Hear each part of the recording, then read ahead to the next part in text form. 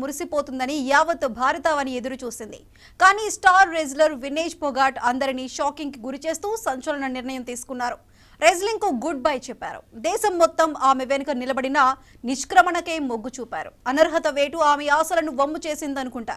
తల్లి లాంటి కుస్తీ నా మీద గెలిచింది. నేను ఓడిపోయాను. నన్ను క్షమించండి. మీ కళ నా ధైర్యం విచ్ఛిన్నమయ్యాయి. ఇక నాకు పోరాడే బలం లేదు. మీ అందరికీ ఎప్పటికీ రుణపడి ఉంటానంటూ వీడ్కోలు తీసుకుంది. ఇప్పటికీ ఒలింపిక్ ఫైనల్ చేరిన భారత్ తొలి మహిళా రెజ్లర్ గా చరిత్ర పుటల్లో తన పేరు లిఖించుకున్న వినేష్ న్యాయ పోరాటానికి దిగింది. సిఐఎస్ లో అపీల్ చేసింది. ఇందులో ఆమెకు ఊరట దక్కింది. సిల్వర్ మెడల్ కు దరఖాస్తు చేసుకోవచ్చని తీర్పు ఇవ్వటం అభిమానుల్లో ఆనందాన్ని నింపింది.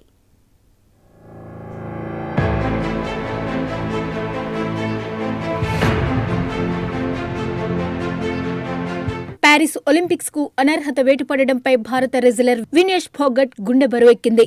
అందుకే రెజ్లింగ్ కు రిటైర్మెంట్ ప్రకటించినట్లు భావిస్తున్నారు. ఆమె అనర్హతను సవాల్ చేస్తూ Vinesh court of arbitration for sports లో నిరసన వ్యక్తం చేసింది కూడా. అయితే రెజ్లింగ్ తనకన్నా పై చేయి సాధించిందని ట్వీట్ చేశారు.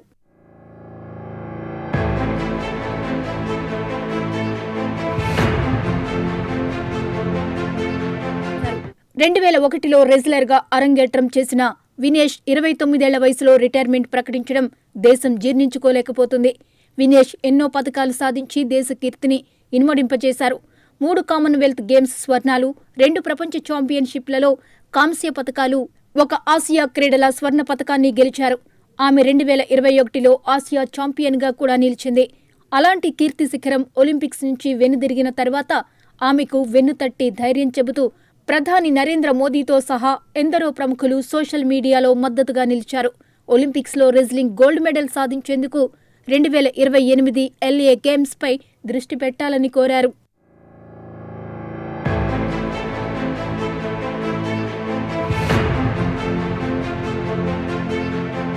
అసలు ఎందుకిలా జరిగిందని అందరూ తలలు పట్టుకున్నారు. ప్రపంచ రెజ్లింగ్ పాలక మండలి యునైటెడ్ వరల్డ్ రెజ్లింగ్ నిబంధనల ప్రకారం పోటీకి ముందు ప్రతి రెజ్లర్ బరువును పరిశీలిస్తారు. దానిని వేయిన్ అంటారు. పోటీ రోజు ఉదయం పాల్గొనే రెజ్లర్లందరికీ వైద్య పరీక్షలతో పాటు వేయిన్ నిర్వహిస్తారు. ఈ వేయిన్ సందర్భంగా ఒక్కో రెజ్లర్కు 30 నిమిషాల సమయం ఇస్తారు. ఆలోపు ఎన్నిసార్లైనా బరువును పరీక్షించుకోవచ్చు. రెండో రోజు మాత్రం ఫైనల్స్కు రెపిచేజ్ రౌండ్కు అర్హత సాధించిన రెజ్లర్లకే వేయిన్ ఉంటుంది. రెండో రోజు గడువు 15 నిమిషాలు. మొదటి రోజు గానీ రెండో రోజు గానీ రెజ్లర్ ఎవరైనా వేయిన్కు హాజరు కాకపోతే వారిని పోటీ నుంచి బహిష్కరిస్తారు. వారికి చివరి ర్యాంకింగ్ ఇస్తారు.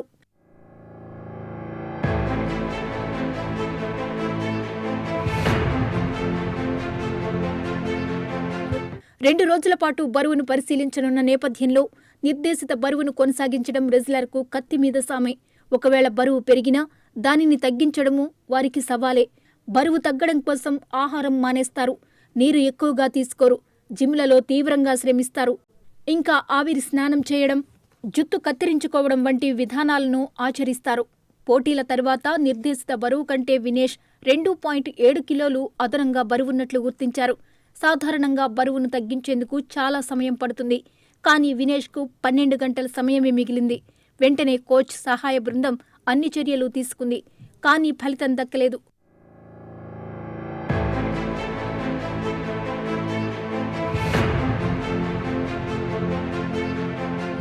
వినేష్పై అనర్హత వేటు భారతావనికి నిరాశ కలిగించినా ఆమె తీసుకున్న నిర్ణయం దిగ్భ్రాంతికి గురిచేసిన కోట్లాది మంది భారతీయుల ఛాంపియన్ ఆమెనే అనటంలో ఎలాంటి సందేహం అక్కర్లేదు.